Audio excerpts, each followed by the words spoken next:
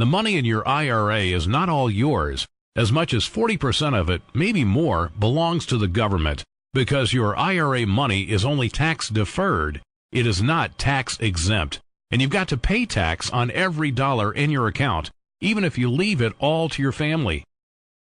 In fact, the IRS will require you to withdraw money from your IRA and pay tax on it every year after age 70, even if you don't want the money. And whatever is left in your account when you pass on will all be taxed as earned income before your heirs can inherit the money. So what's the solution?